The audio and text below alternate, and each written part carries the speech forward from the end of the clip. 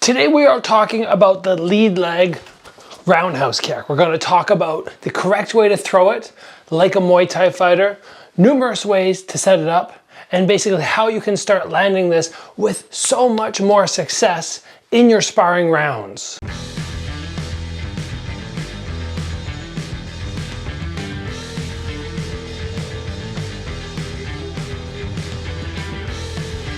So we have been on a massive defense kick over the last month on the channel, mostly because yesterday my defense course launched and I really wanted to take the month leading up to it and show everybody little defensive tricks, tips, things that you would be able to learn in the course.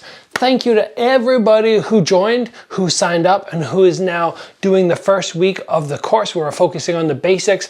As we get further along in the course, things are going to get so much cooler, so much more exciting, and you're going to learn how to use that defense to become more offensive. It's going to be a great course. But today we are focusing on that lead leg round kick. Now I want to take a moment and start you guys off on a few basic errors that a lot of people make when executing the round kick to either torso level or up to the head. And when we're talking about a Muay Thai round kick, we want to think, what's the technique of that versus the technique of a karate kick? On a karate kick, you're coming very horizontal in your kick and you are chambering very tight and really emphasizing that snap. The snap is very important because what you're missing when you do your karate kick is elevation. You don't see elevation when people do the karate kicks. They just kind of keep this foot flat and they, boom, come across. But I think, as somebody who's done karate for a very long time before transitioning to kickboxing and Muay Thai, I think the karate kick can often lack power.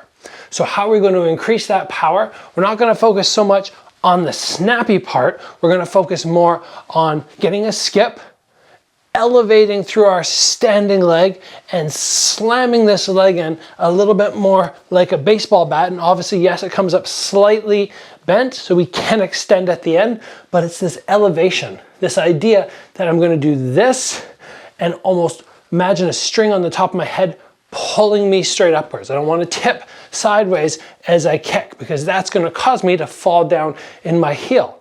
So I execute this great little skip, slightly offbeat with the timing. Lead foot moves first, and then the back foot follows.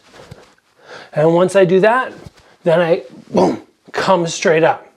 So if you can get those basic ideas down, avoid falling in the heel, avoid letting the head tip over to try and create power because you're flat-footed. If you can remove those, we're doing a great job. In addition, don't let your hands flare in odd ways.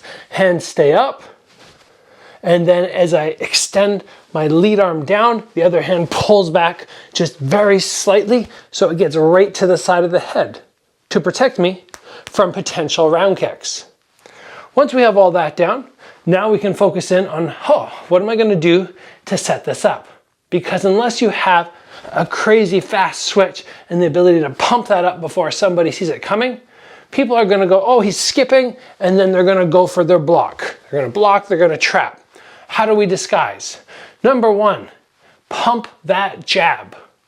You can take your head and tip it just a little bit forward and start pumping that jab out in their face and then get some power on the first couple and then a light one as you skip.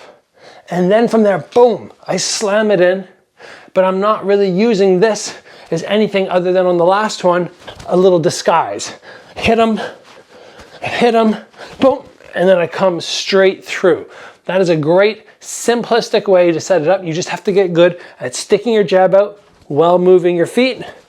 And now the ability to get that kick off slightly faster. It'll seem faster because the guy has to deal with the punch and then all of a sudden the kick is hitting him.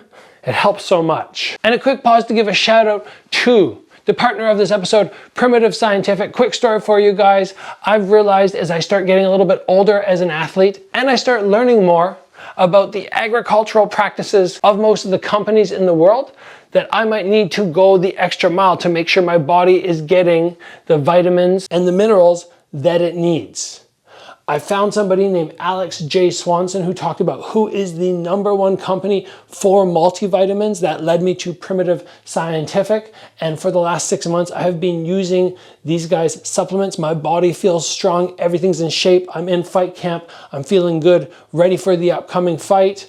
These guys at Primitive Scientific, they go above and beyond. If you are wanting the best supplement, I can save you 30%. Click the link in the bio. I have 2 options there. If you want to pick up either their multivitamin, electrolytes, loads of options, I cannot recommend these guys enough. Number 2, I like to set this kick up off a combination which finishes with the right hand.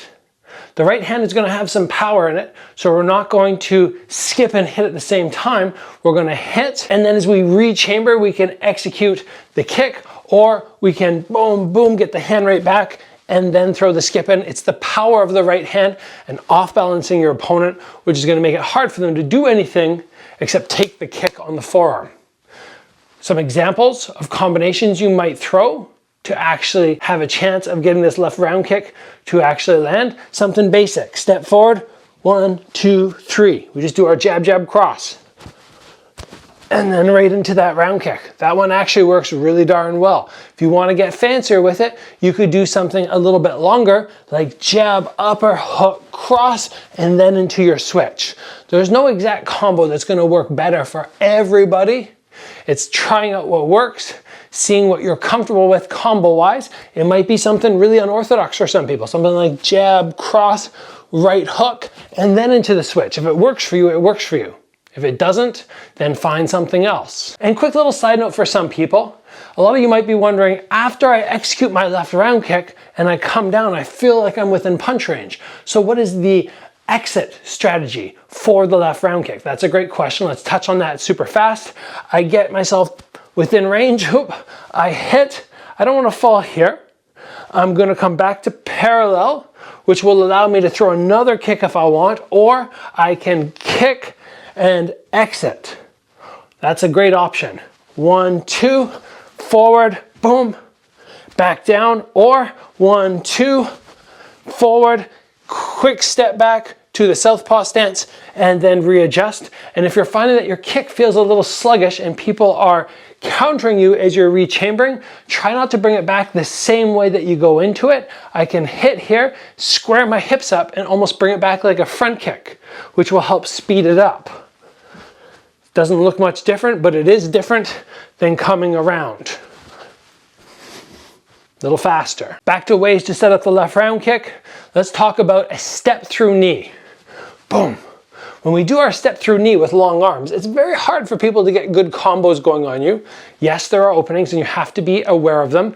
But if I manage to go, okay, from here, post my hands out, boom, step through knee, they're usually going to get shoved backwards, which will help create room for you to throw your left round kick. From there, it's just like you skipping off multiple round kicks. You bring your foot down, pop it off the floor, boom, and right into that left round kick. Works great. Again, hand positioning is very important. We don't want to let ourselves go for our knee and get hit in the face, because then there's no left round kick follow-up. So for you, it might be step through, pull your hands across. It might be step through, put your hands out. Either way, you're going to do a good job defending your face. And then once you get to the point, boom, where I hit them and they back up, then that big round kick follow-up is perfect. Now let's talk about something that's a little bit different. Let's go to an inside low. An inside low is a very safe way to feel out your opponent while keeping your hands up. I can be moving around, shuffle in, do a little skip. If they get close enough, just tap them. Because my hands stay high, there's no real compromise. It's not like I have to swing down and expose myself. So I can just touch this guy, disrupt his attack. Once we get that happening, it's very easy for us to skip off and get the left round kick. Can be here, could be slide up, could be switch the feet, could just be from stationary, 1, and then into 2. This is one of the reasons that we practice boom, boom, boom, multiple round kicks. There are points where it actually plays out that multiple round kicks work very well. Hitting 2 levels is much more likely to work than banging the same spot over and over, because usually if somebody hits me once, second time they come for it, I'm going to trap it. But if you come from up to down or down to up, it will disrupt and make sure that people are not able to execute an easy catch. So I think that's good for the left round kick. Again, we could go for a whole hour. I could do a whole hour episode on how to execute the switch kick. But do we have time for that? Probably not. So let's call it there. You have 4 things, 4 little combos to work on, ways to set up the round kick without just standing there and going, well, shoot, I missed, or oh no, he caught my leg, or he blocked and countered me. These will help make you avoid those problems when executing the lead leg round kick. And most importantly, remember to dial in your technique. Because once you dial in your technique, everything that we talked about before, the elevation, hand positioning, head going up, all of those little things, from there you will create more power. And because you have more power, it's going to be so much harder for somebody to easily block and counter. So again, thank you for joining, everybody. Thank you to everybody who joined Strike Ready, my very first course on defense. I love it. Such support. We're gonna have a great time over the next 5 weeks, getting everything down defensively, everything that helped me win these titles. As always, everybody, train hard. I will see you back here soon for another video.